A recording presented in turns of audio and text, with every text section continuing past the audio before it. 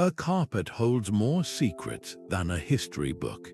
Every textile pattern is a key to unlocking cultural wisdom, a silent language woven into the fabric of our world. By the end of this journey, you will be able to look at any cloth and see the hidden stories it contains. We will explore how a simple zigzag can map a mountain range, and how a color can whisper an entire philosophy. What everyday object in your life might hold a story you have never noticed? That fragile piece of silk, carried for thousands of miles along the Silk Road, is a testament to a profound truth. Textiles function as non-verbal archives, a durable and deeply personal form of record-keeping. While stone inscriptions crumble and parchment scrolls can be lost to fire, cloth has a unique resilience. It is portable, easily reproduced, and most importantly, woven into the very fabric of daily existence. This was not a secondary form of history. For countless communities across the globe, especially those without a written language, the loom was their library. Anthropologist Dr. Anya Sharma describes it perfectly, stating that a loom became a printing press and the weaver a historian. Imagine the immense responsibility. A single textile could encode an entire family genealogy, with each color and line representing a generation. A complex geometric pattern might not be mere decoration, but a precise map of ancestral migratory routes, showing rivers, mountains, and sacred sites. Even celestial events, like the appearance of a comet or the specific alignment of stars for planting season, were recorded in the arrangement of motifs. That zigzag we mentioned is not just a line, it is a mountain range seen from a specific valley. A diamond shape is not arbitrary, it is a well, a life-giving source of water crucial for survival.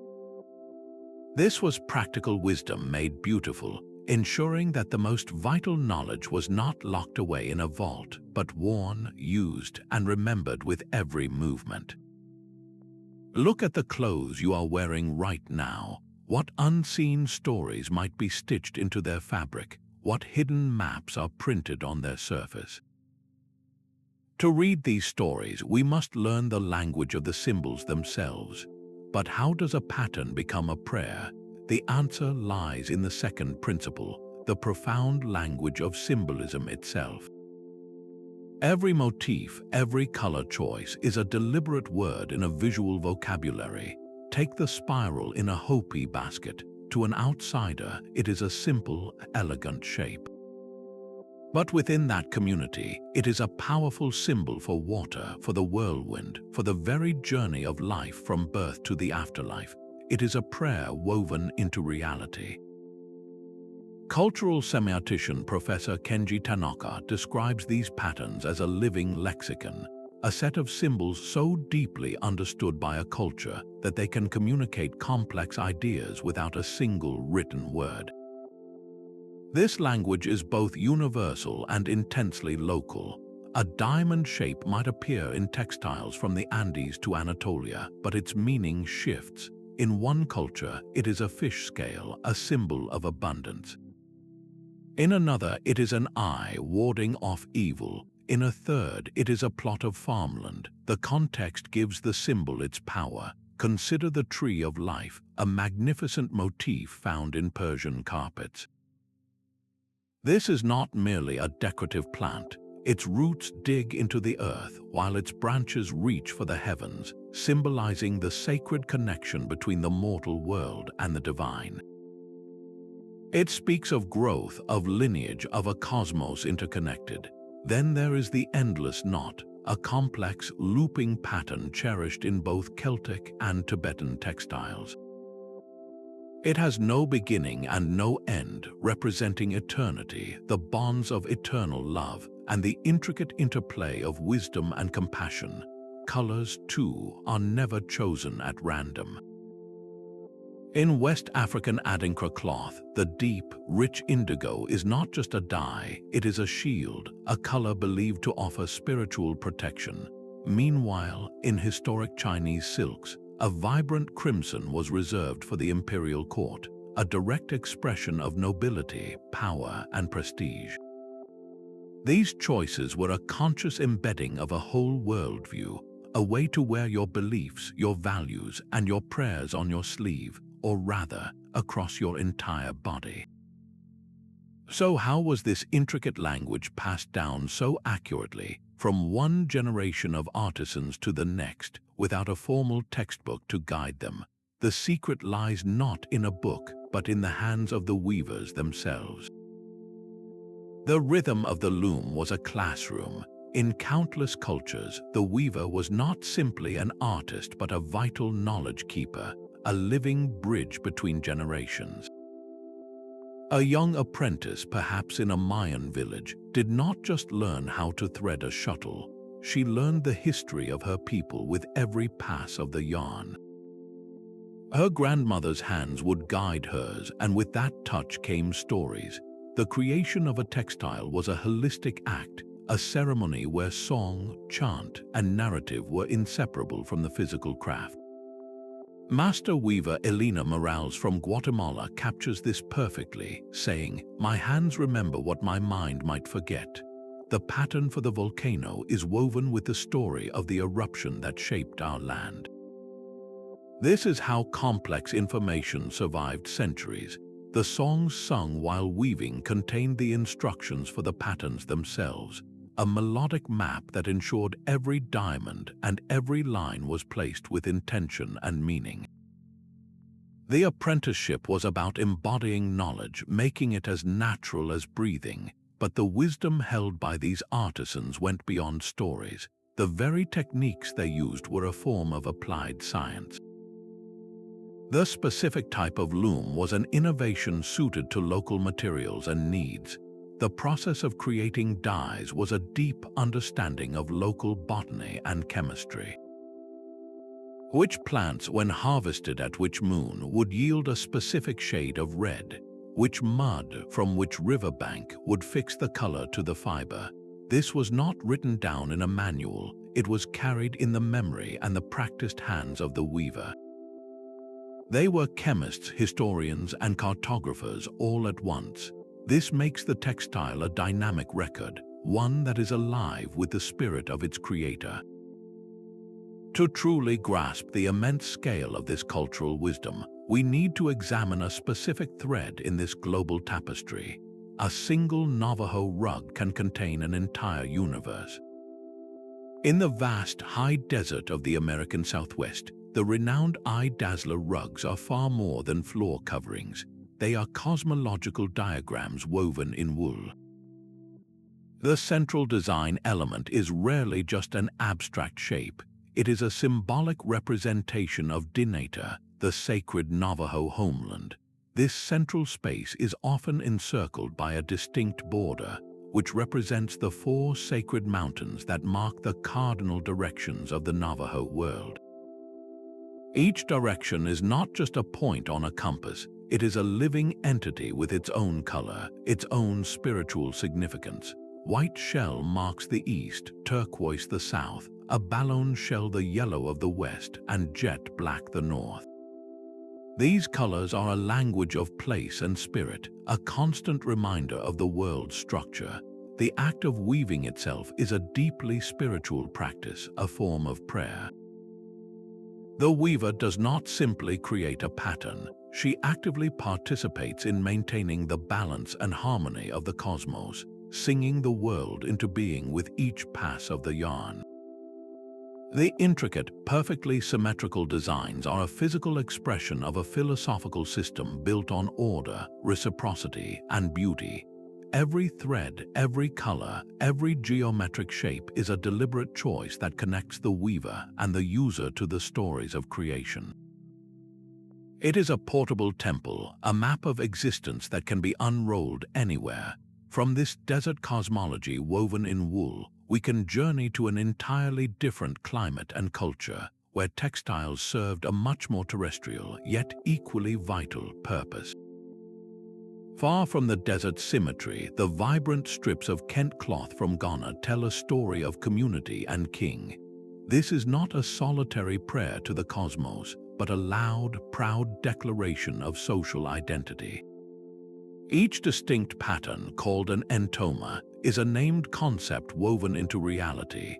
The cloth known as Obi Nka Obi carries a powerful message, its very threads urging, no one should bite the other, a visual proverb promoting peace and harmony within the community. But the language of Kente is spoken in color as much as in pattern. Gold is not merely a shiny thread, it is the embodiment of royalty, of high status, and spiritual serenity. Green speaks of the land itself, of vegetation, renewal, and growth. Blue represents harmony, the very essence of peace, while red pulses with the passion of life and the intensity of political spirit. Historically, this was a wearable hierarchy. Certain intricate patterns were the exclusive right of Ashanti royalty, turning a person's attire into an immediate, non-verbal announcement of their place in the social order. To see a leader in a specific Kente was to understand their authority without a single word being spoken.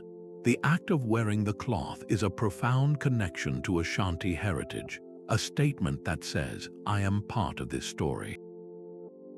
This transforms the textile into a sophisticated communication system where a single glance can reveal proverbs, social standing, and philosophical values. From this vibrant social warmth, our journey takes us to a landscape defined by its cold, where textiles are not about status but about sheer survival. In the stark beauty of the Arctic, a single misplaced stitch could mean the difference between life and death. The traditional clothing of the Sámi people, the Gakti, is a masterpiece of functional art where every color, pattern, and material is a direct response to an unforgiving environment. This is not fashion, it is a wearable survival manual. The intricate appliques and bold bands of color are a public library of identity. At a glance, the specific combinations reveal which family a person belongs to, and with incredible precision, the specific region they come from. In the vast, snow-covered tundra where communities are scattered, this visual language provided instant recognition, a way to know a stranger's origins before a single word was exchanged. But the wisdom woven into the Gakti is far more profound than a family crest. The very substances used in its creation are a testament to a deep, sustainable relationship with the land. Reindeer leather provides durable, wind-resistant insulation. Sinew from the same animal creates incredibly strong thread. Wool offers warmth.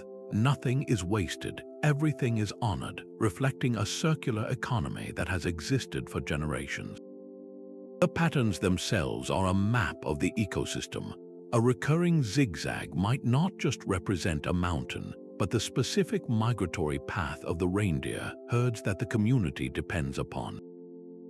A symbol for a particular berry indicates the time of year it ripens, a crucial piece of nutritional knowledge. These are not abstract decorations, they are mnemonic devices, memory aids that encode generations of observational science about animal behavior, plant cycles, and subtle weather signs. This textile wisdom ensured the community's resilience, turning the act of getting dressed each morning into a reaffirmation of one's place within a living, breathing world. This intimate connection to the land where art and survival are one is a powerful thread that runs through cultures across the globe. A blanket can be a territory. Long before satellites traced our world from space, cultures used the loom to chart the lands they called home. This is the fourth principle, patterns as territorial maps, where cloth becomes a functional guide to a living landscape. The Shipibo-Canibo people of the Peruvian Amazon see their world as an intricate song. Their art, known as Kente, consists of mesmerizing, labyrinthine lines that flow across ceramics and textiles.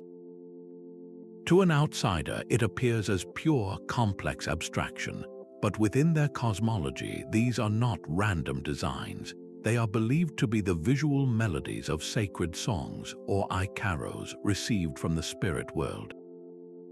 These same songs are also maps. The flowing lines chart the sinuous paths of rivers like the Ucayali, the dense networks of tributaries, and the distinct ecological zones of the rainforest itself. A single pattern can guide a traveler to a specific healing plant, a fertile fishing ground, or a sacred site. The Kente is a unified document of spiritual and physical geography, a testament to a worldview where song, vision, and land are inseparable. On the other side of the world, the T-Boli people of the Philippines carry their homeland with them in their tukulan blankets. These are not merely for warmth, they are woven deeds to ancestral lands. The weavers, often women who have inherited the right to depict specific territories, translate the landscape into a precise visual language. Straight lines are not just decoration, they are the rivers that carve through the mountains. Geometric shapes define the contours of hills and valleys. The colors are a sophisticated code, with specific hues indicating different soil types or varieties of vegetation crucial for sustenance. To unroll a tukulan blank, it is to read a topographic map, one that has been passed down through generations, ensuring that vital knowledge of the environment remains in the hands of the community. This practice of weaving geography transformed abstract, easily lost information into something tangible, portable, and beautiful. It embedded a deep sense of place into the fabric of daily life. So the next time you pull on a t-shirt with a graphic print or wrap yourself in a patterned quilt, pause for a moment. What unseen landscapes might be printed on the fabric you wear? These woven maps reveal a profound connection to place, but what happens when that connection is threatened, when the very language of the loom is silenced? A textile can be a sacred script for life's most important moments. This is the fifth principle, ritual and ceremonial encoding, where patterns become active participants in the rites of passage that define a community. In the quiet solemnity of a Japanese Shinto wedding, the bride's kimono is far more than exquisite attire. The silk is a canvas for intention, embroidered with cranes and pine trees. These are not random decorations. The crane symbolizes 1,000 years of life, a wish for longevity, while the pine tree represents enduring strength and resilience in the face of life's winters. Together, they weave a silent prayer for a marriage that will last a lifetime, their presence on the garment charging the ceremony with these profound hopes. The cloth itself becomes a vital part of the ritual, its patterns reinforcing the values being celebrated. Across the world, in many West African cultures, textiles speak in a different tone during funerals. Specific patterned cloths, like the Ghanaian adinkra or Nigerian aso oak, are chosen with deliberate care to honor the ancestors and guide the spirit of the deceased. A pattern might feature symbols that mean return and go, or a ladder to the spiritual realm, offering a visual map for the soul's journey. Wearing these patterns is an act of communal mourning and respect, a way to visually express connection to lineage and the cycle of life and death. In both joy and sorrow, the textile acts as a script. The patterns are prescribed by tradition, passed down through generations not as mere fashion, but as a crucial element of cultural continuity. This ensures that a wedding or a funeral is performed correctly, that the same symbols and values are activated each time, binding the community together across centuries. The cloth is a vessel for communal memory and spiritual intention, worn by the living to connect with the eternal. This sacred function reveals the deepest layer of the relationship between cloth and culture, where a pattern is not just seen but felt and believed. Yet, this living library of woven wisdom now faces an unprecedented threat. a silent crisis that could erase these languages forever. A dragon woven in China could end up on a throne in Europe. This astonishing journey was possible because textiles have always been more than trade goods. They are a sixth principle, a powerful medium of cultural exchange. The Silk Road was not merely a path for silk and spices, it was a vibrant conversation conducted in thread. A caravan carried more than merchandise, it carried entire visual languages. A Persian weaver might see a bolt of Chinese silk adorned with a phoenix and incorporate that mythical bird into their own designs, giving it a new local meaning. An Indian floral motif, delicate and intricate, could travel west and inspire the grand tapestries of European nobility. These patterns acted as cultural fingerprints, leaving behind undeniable evidence of contact. To trace the path of a single design is to reconstruct a forgotten map of human connection. Take the famous paisley pattern, that teardrop shape with its curling interior. Its story begins in ancient Babylon, evolves into the symbolic bote, a curved almond representing a shoot of a date palm in Persia. From there, it journeyed to India, where Kashmiri artisans adapted it into the luxurious shawls that became wildly fashionable in Europe. The design was so coveted that Scottish mills in the town of Paisley began mass-producing it, forever linking the pattern to a new place. This single motif tells a story of empire, trade, and technological adaptation, a history written not in ink but in wool and cotton. Textiles became a silent language of diplomacy. A gift of fine cloth could forge an alliance between kingdoms, its patterns carefully chosen to convey respect and shared understanding. When cultures met, their symbols often blended on the loom, creating new, hybrid meanings that reflected a changing world. This beautiful fluidity proves that cultural wisdom is not a locked vault, but a living river, constantly enriched by the streams that flow into it. The most beautiful patterns are often mathematical equations in disguise. A master weaver sitting at a loom was also a geometer, translating complex principles of symmetry and proportion into thread. Behind the breathtaking intricacy of a Persian carpet lies a hidden architecture of perfect angles and repeating shapes that fit together without gap or overlap, a technique known as tessellation. This is not decorative chance, it is a deliberate application of a deep understanding of order, a visual expression of a universe governed by harmonious, underlying rules. Islamic geometric art offers a stunning example where star patterns and interlacing lines are not just beautiful, they are visual proofs of advanced mathematical concepts. These designs frequently incorporate the golden ratio, a special proportion found throughout nature, from the spiral of a nautilus shell to the arrangement of leaves on a stem. To weave such a pattern required more than artistic skill. It demanded a sophisticated knowledge of algorithms and spatial reasoning long before computers existed. The weaver had to hold a complex geometric sequence in their mind, calculating the precise points where lines would intersect and curves would meet, ensuring the entire design remained perfectly balanced and infinite. This mathematical encoding is a profound form of cultural wisdom. It demonstrates a centuries-old observation of the natural world's patterns and an intellectual leap to abstract those patterns into a universal language of logic and beauty. The cloth becomes a meditation on the very structure of reality, where art, science, and spirituality are woven into a single, inseparable whole. It raises a fascinating question: is our own attraction to certain patterns a deep-seated recognition of this underlying cosmic order?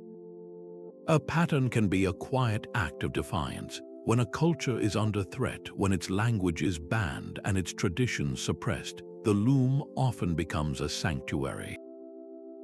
This is the eighth principle, resistance and identity preservation, where textiles transform into a powerful tool for cultural survival.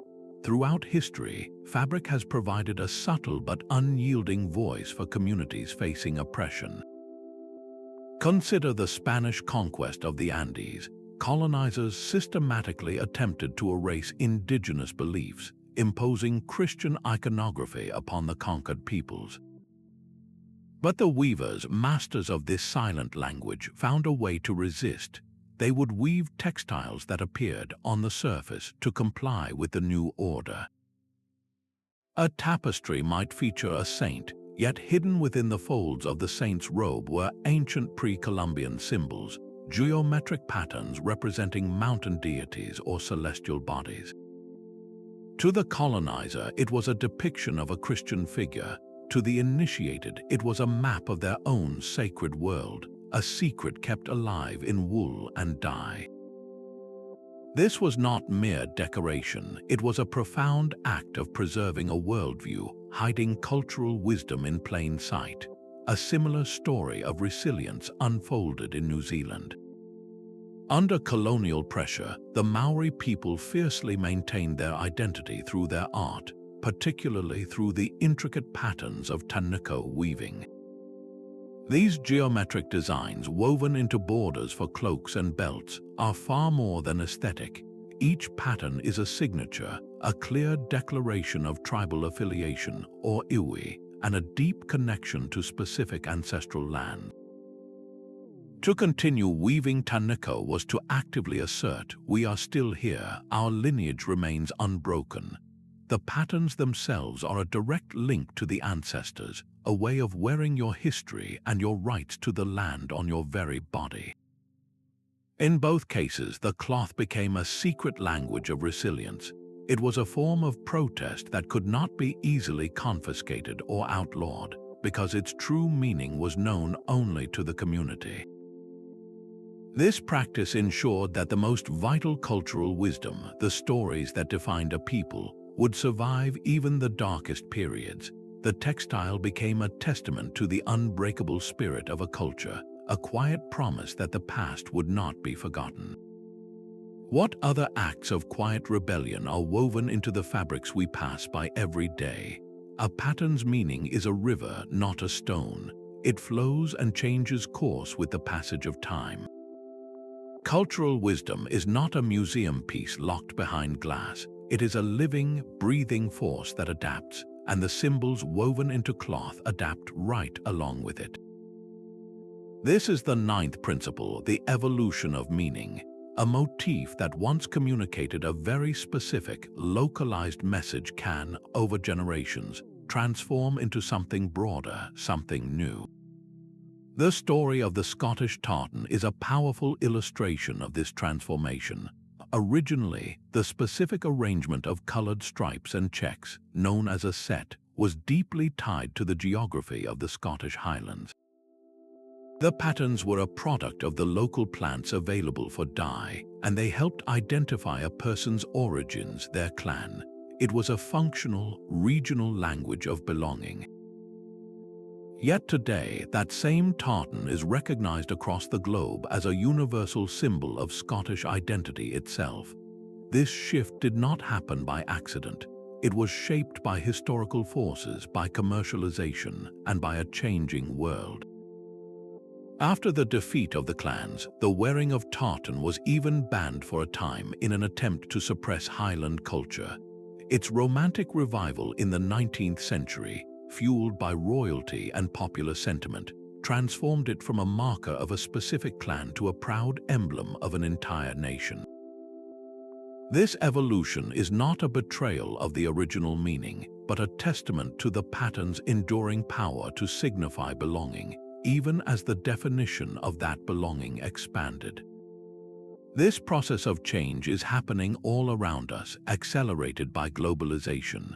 A sacred symbol from one culture might appear on a fashion runway in another, completely divorced from its spiritual significance. This raises complex and essential questions about the line between cultural appreciation and cultural appropriation. When is using a traditional pattern an act of honor, and when does it become a stripping away of context, reducing deep wisdom to a simple decoration? The key often lies in respect and understanding. Appreciation seeks to learn the story behind the pattern, to acknowledge its origins and the people who kept its meaning alive. Appropriation simply takes the aesthetic without the understanding, often for profit, silencing the very voice the pattern was meant to carry. Understanding this dynamic evolution is crucial for anyone who wants to truly read the wisdom in textiles today. A cloth exists in a constant dialogue between its deep historical roots and the modern world it now inhabits. Its meaning is not fixed, but is instead a conversation across time.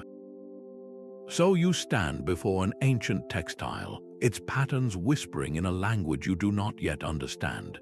The first key to unlocking its secrets is to observe its rhythm. Look for repetition and symmetry. When a motif appears again and again, it is not an accident of design, it is an emphasis, a way of saying, this is important. A pattern that mirrors itself perfectly often reflects a cultural value for balance, for harmony, for the cosmic order we discussed earlier. This structural repetition is the heartbeat of the message. Next, identify the primary characters in this visual story. Are the dominant motifs floral, bursting with leaves and blossoms? This often points to a deep botanical wisdom, a connection to the healing properties of plants or the cycles of agriculture. Are they geometric, all sharp angles and interlocking shapes? This leans toward mathematical precision, mapping, or abstract philosophical concepts. Or are they zoomorphic, depicting animals, birds, or fish? This immediately grounds the narrative in the local ecology, in myths about creation, or in the behavior of creatures essential for survival. Categorizing the motifs gives you the first clue about the domain of knowledge you are entering. Then read the color story. A palette is never arbitrary, especially when derived from natural dyes. A specific shade of red might only be possible from the roots of a plant that grows in one particular valley. A vibrant yellow could come from a rare mineral found only at a sacred mountain site. The colors themselves are a map of local resources, and if certain hues are not native, they are evidence of ancient trade routes. That unexpected splash of purple in an otherwise earthy blanket tells a story of travel and exchange. Now consider the object's purpose. A ceremonial robe, worn only for a coronation or a wedding, is woven with the weight of ritual. Its patterns will speak of divinity, lineage, and cosmic blessings. A simple carrying cloth used for harvesting grain, however, will encode practical, earthly wisdom, perhaps patterns that signify fertility or maps to the best fields. The function of the textile defines the genre of its message, separating a sacred text from a farmer's almanac. All these steps are a preparation, a way to ask better questions. The final and most crucial step is to seek out the living voice. The true meaning of these patterns is not locked in a foreign textbook. It is held in the memories of the culture's knowledge keepers, the elders, and the artisans. Whenever possible, listen to their stories. A master weaver can explain why a certain zigzag represents not just a mountain, but the specific path her great-grandmother took to escape a drought. This transforms your observation from an archaeological investigation into a personal conversation across time. By learning to read a textile, you become a keeper of these stories too, ensuring that the wisdom woven into the fabric does not fade into silence. A fragile silk robe, centuries old, can now be preserved forever in perfect detail, not with a needle and thread, but with light. The digital age has given us a new kind of loom, one that weaves with pixels instead of yarn. Museums and cultural institutions worldwide are now using high-resolution scanners and sophisticated three-dimensional modeling to create perfect digital twins of priceless textiles. This technology captures every frayed thread, every subtle shift in dye, every intricate knot with an accuracy the human eye could never achieve. The primary goal is preservation, creating a permanent record that survives long after the original artifact may have succumbed to time, light, or environmental damage.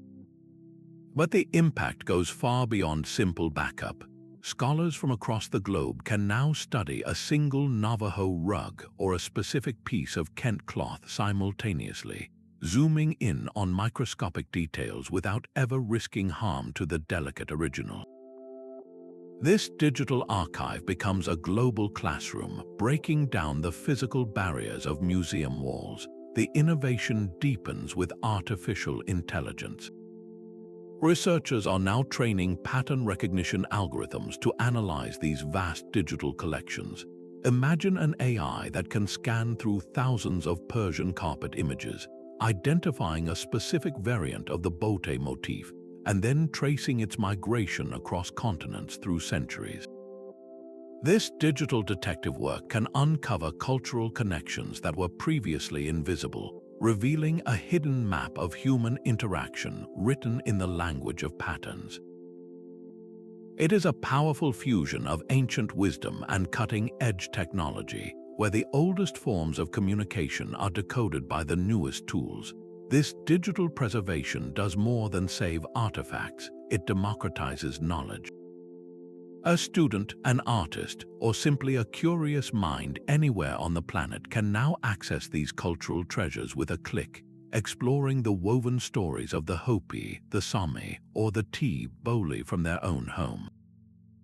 It ensures that this library of cloth, this silent language of humanity, is not locked away but is open for all to read, to learn from, and to be inspired by. The silent language of the loom is finding new voices. Across the globe, a profound shift is underway, as a new generation of weavers picks up the threads not merely to create beautiful objects, but to actively rebuild the role of the artisan as a historian and a knowledge keeper.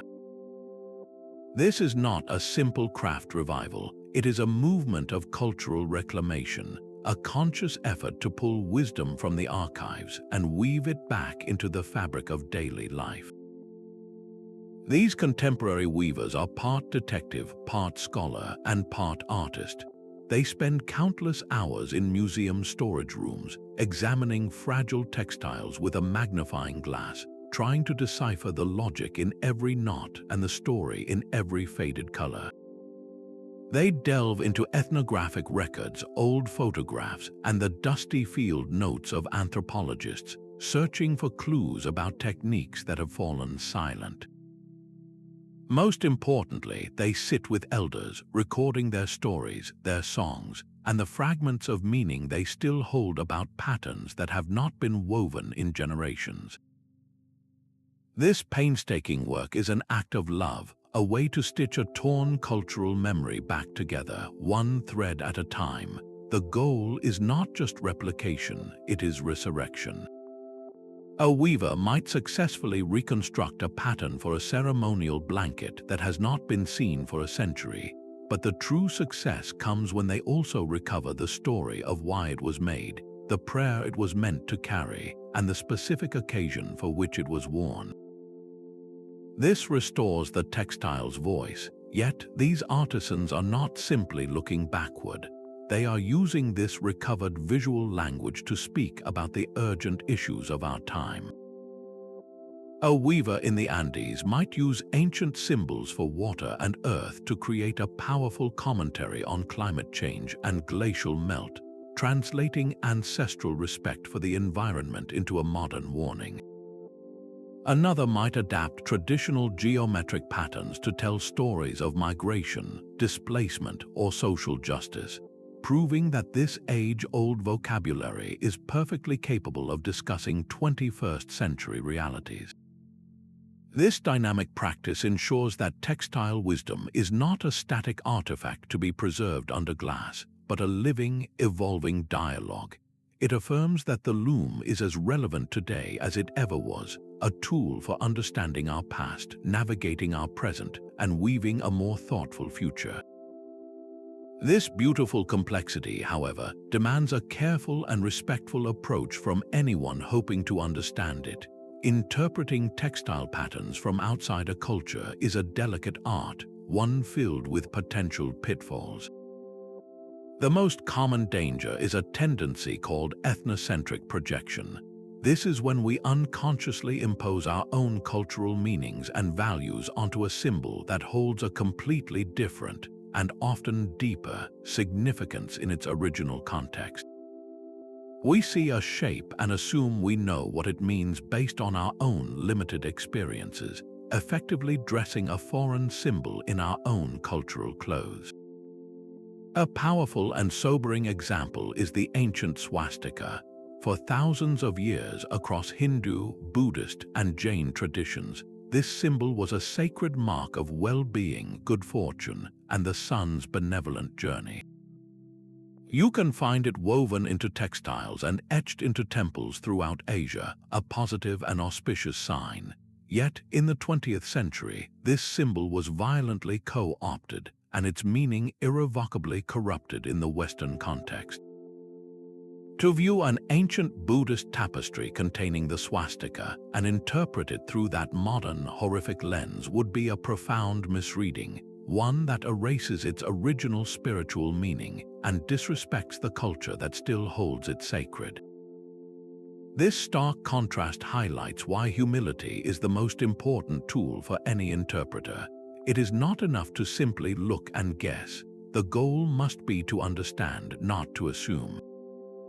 This requires a commitment to rigorous research, to seeking out primary sources and academic studies that explain the symbol from within its own cultural framework.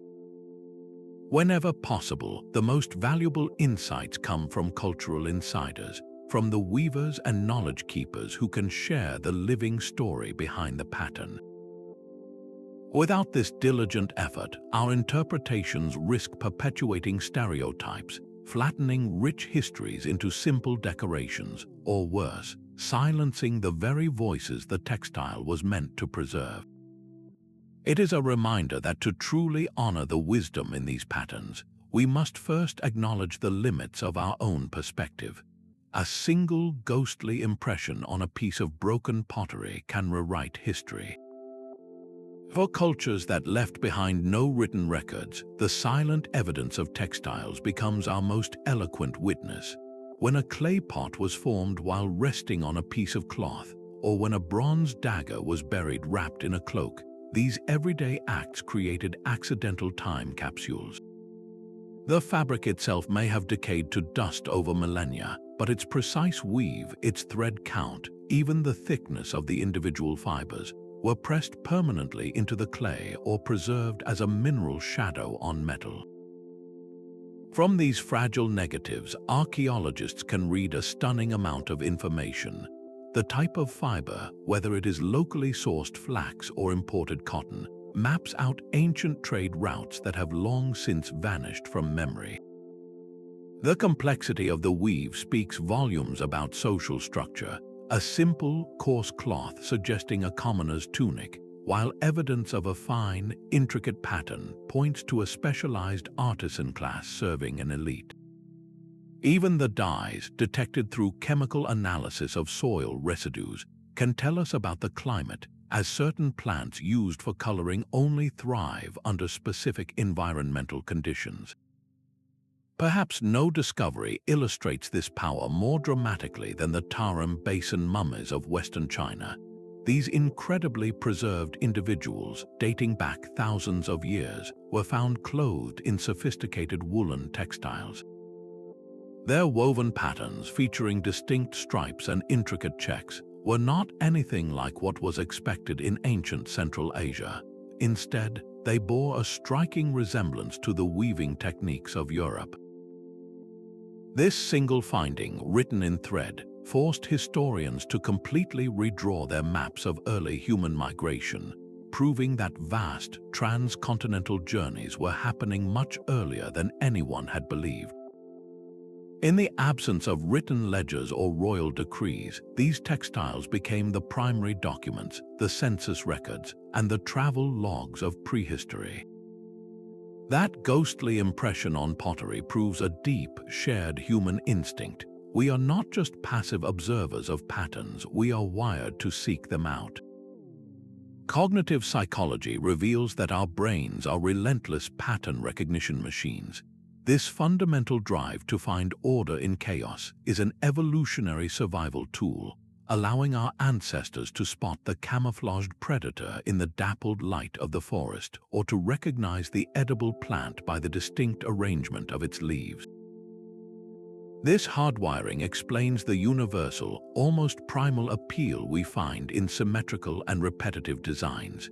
They offer a sense of predictability and control, a visual harmony that soothes our minds in an unpredictable world. But the influence of patterns goes far deeper than simple preference. Specific designs can actively shape our psychological state. Consider the mandala, with its intricate, concentric circles radiating from a central point. Gazing upon this structure is not just a visual experience, it is a cognitive one. The design naturally draws the eye inward, quieting the chatter of a distracted mind and promoting a state of deep focus and meditation. In contrast, the flowing, organic patterns of vines or water currents can evoke a profound sense of calm, mimicking the rhythms of the natural world we evolved within. This innate neurological draw is the secret to the enduring power of textiles as cultural vessels. A complex map or a family lineage is far easier to remember when it is encoded in a beautiful, symmetrical design that our brains are naturally inclined to study and internalize. The pattern makes the information sticky. It resonates on a deep, pre-conscious level, transforming abstract knowledge into something felt and remembered. This is why a grandmother's song, woven into the geometric design of a blanket, could be recalled generations later. The pattern itself acted as the key, unlocking the memory held within its threads. Our very neurology makes us students of this silent language, eager to learn the stories the loom has to tell. A single thread of crimson in a European tapestry can unravel the story of an empire. The materials and dyes woven into a textile are far more than aesthetic choices. They are a detailed ledger of economic history, a record of trade written in fiber and color. Take that specific shade of red, a deep, vibrant scarlet that became a symbol of wealth and status in 16th century Europe. This was no ordinary dye. It was cochineal, produced from a tiny insect that lived exclusively on certain cacti in the Americas. The presence of this American dye in a Flemish tapestry is a silent witness to the vast, brutal machinery of colonial exploitation. Its journey required the conquest of new lands, the establishment of plantations, and the labor of indigenous peoples, all to feed a luxury market thousands of miles away. Each splash of that red on a European noble's wall accounted for a global network of power and extraction. Centuries earlier, another fiber charted a different kind of economic map. The arrival of Chinese silk in medieval Europe was not just a fashion statement. It was evidence of the most sophisticated long-distance trade network the world had ever seen. The Silk Road was less a single road and more a sprawling web of economic arteries, and silk was its most celebrated currency. The value of this material was not just in its beauty, but in its immense journey. The fact that a fragile bolt of silk could travel from the workshops of Xi'an to a market in Venice, surviving deserts, mountains, and bandits, speaks to a highly organized system of merchants, camel caravans, and trading posts. The cloth itself became a receipt for this monumental effort, its very presence proof of a connected world. By analyzing these textiles, economic historians can trace the precise flow of commodities with a clarity that often eludes written records. They can see when a particular blue derived from the Indian indigo plant suddenly appears in West African robes, marking the opening of a new maritime trade route. They can observe the decline of a local dye industry in one region as cheaper, imported colors flood the market, signaling a shift in economic power. The rise and fall of mercantile empires, from the Venetian dominance of Mediterranean trade to the Hanseatic League's control of the Baltic, are all recorded in the changing materials found in common cloth. A simple garment is a balance sheet, its threads accounting for wealth, power, and the profound interconnectedness of the ancient and medieval world. This economic record, however, is not just about grand empires and luxury goods. It is also written into the humblest of fabrics, telling a quieter story of everyday life and local survival. A single generation holds the key to an entire library of wisdom. This profound fragility is the silent crisis facing the world's textile traditions. These are not merely skills at risk of fading away. They are complete knowledge systems, and their disappearance happens with a quiet finality. Textiles themselves are delicate by nature. Sunlight bleaches their vibrant dyes, humidity encourages mold, and the simple, inevitable pull of gravity weakens fibers over centuries. Museums wage a constant battle against time, storing precious garments in climate-controlled darkness to slow their decay. But the physical object is only half the story. The true emergency is the loss of the living weavers, the elders who hold the oral keys to the patterns. When a master weaver passes away without an apprentice to inherit their songs and stories, a unique way of seeing the world vanishes forever. The intricate pattern on a blanket becomes a beautiful but silent question mark. We may admire its symmetry, but the story it was meant to tell, the prayer it encoded, the map it charted, is gone. This loss is compounded by the global decline of indigenous languages. The specific words used to describe a dye process, the name of a particular stitch, or the sacred chant sung while weaving are often untranslatable. When the language dies, the nuanced meaning woven into the cloth dies with it. This is why ethnographic documentation has become a race against time. Researchers are not just collecting artifacts, they are urgently recording the voices of the knowledge keepers, filming their hands at the loom, and archiving their explanations for generations yet unborn. These programs are bridges, desperately trying to connect the wisdom of the past with the curiosity of the future. Losing a weaving technique is far more significant than losing a style of art. It is the loss of a unique lens on the world, a specific way of encoding botany, astronomy, and philosophy into a tangible, beautiful form. Each silent loom represents a universe of understanding that may never be recovered. The same spiral appears on a Celtic stone carving and a Navajo sand painting, separated by an ocean and millennia. This is the mystery of universal motifs, patterns so fundamental they echo across the vast expanse of human culture. The labyrinth, the tree of life, the checkerboard, these are not coincidences. They feel like a shared vocabulary, a deep, symbolic language written into our collective mind. One compelling theory to explain this is psychic unity, the idea that all human beings, regardless of their origin, share the same basic cognitive hardware. We are all born with brains wired to perceive the world in similar ways, to recognize patterns, and to grapple with the same profound questions about life, death, and the cosmos. These universal symbols are the natural offspring of that shared mental landscape, emerging independently as different cultures attempt to map the same internal and external realities. The spiral is a perfect example of this psychic unity in action. In ancient Europe, it might be carved into a megalithic tomb, representing the cyclical journey of the soul, death, and rebirth. For the Maori of New Zealand, the same spiral, or koru, etched into wood and woven into fiber, symbolizes an unfurling fern frond, a powerful emblem of new life, growth, and harmonious movement. In both cases, the shape perfectly captures a concept that is difficult to express in words, a continuous, unfolding process. Alternatively, the widespread presence of a motif like the labyrinth could point to a different story, one of incredibly ancient cultural contact. Perhaps these ideas were carried by the first great human migrations, slowly diffusing across continents over thousands of years, adapting and changing with each new culture that embraced them. The checkerboard pattern, with its stark contrast of light and dark, is another profound archetype.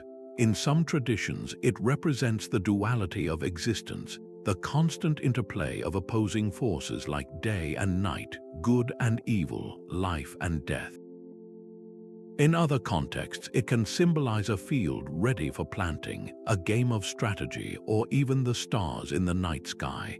This is the true power of the comparison. When we see how the Hopi interpret a symbol versus how it appears in West African textiles, we achieve a double vision. We recognize the shared human impulse to create meaning from form, the psychic unity that binds us all. But we also celebrate the breathtaking diversity of that meaning, the unique ways each culture clothes a universal idea in the fabric of its own environment, history, and beliefs. These patterns are a conversation between the universal and the particular, a testament to the fact that while we all ask similar questions, the answers we weave are beautifully, uniquely our own. The spiral on an ancient pot and the code in a modern microchip might seem worlds apart, yet they share a common purpose. We stand at the threshold of a new chapter in this ancient story, the dawn of smart textiles. These are not merely fabrics, but responsive surfaces woven with conductive threads, microscopic sensors, and even light-emitting diodes. The question is profound: could this technology become the next great medium for encoding cultural wisdom? The concept is not new, only the tools have changed. Picture a ceremonial robe for a future generation, one where the patterns woven into it are not static. A garment could shift its designs to tell different chapters of a creation story as the wearer moves, or a blanket could connect to a digital archive, illuminating a detailed, interactive map of ancestral homelands at a touch. The potential for storytelling is breathtaking, turning a passive textile into an active, living document. But this new power comes with a profound responsibility. The danger lies in creating empty spectacle, where the flash of light replaces the depth of meaning. The true challenge is to ensure that this technological leap is guided by the same intentionality we have seen in Navajo weavers and Sámi artisans. Will the algorithms that drive these patterns be written with an understanding of cultural context, or will they simply generate attractive visuals? The goal must be to build a meaningful bridge, using these new tools to carry forward the old soul of the craft. A smart textile should not just display data, it should embody values, it should whisper prayers, and it should map not just geography but belonging. The future of fabric asks us to weave with both silicon and spirit, ensuring that the wisdom of the loom evolves without losing its heart. Your own home is a gallery of unwritten stories. That quilt folded over the armchair is not just a blanket, it is a chronicle of your family's history, each stitch a sentence in a larger narrative. You do not need to be a master weaver to begin reading this silent language. You only need to become a more conscious observer. The journey into textile wisdom starts with a simple shift in perspective, a decision to look closer at the patterns that already surround you. When you encounter a traditional design, whether on a friend's scarf, a rug in a store, or a tapestry in a museum, pause for a moment. Ask a question: what is the origin of that intricate motif? A quick search on your phone can unveil a world of meaning, transforming a beautiful object into a map of cultural knowledge. This small act of curiosity is the first step toward textile literacy. It is about recognizing that every color and every shape was chosen with purpose, carrying the weight of generations. Supporting the keepers of this wisdom is another powerful way to engage. Seek out and purchase from artisans and ethical brands that collaborate respectfully with cultural traditions, ensuring that the weavers themselves are honored and compensated for their invaluable knowledge. This turns your appreciation into a tangible force for cultural preservation, but the most personal connection might be waiting in your own closet or attic. Examine the fabrics you live with: a tablecloth brought over by an immigrant grandparent, a shirt from a meaningful journey, or that family quilt with its fading patches. Each one holds a unique story. What memories are woven into its fibers? By learning to see the world this way, you cultivate a profound appreciation for the layers of human ingenuity and history that cloak our daily lives. You begin to connect with the silent wisdom woven into the very fabric of your world. A single thread has unraveled an entire universe of meaning. We began with the idea that a carpet holds secrets, and we discovered that textile patterns are one of humanity's most profound and resilient libraries.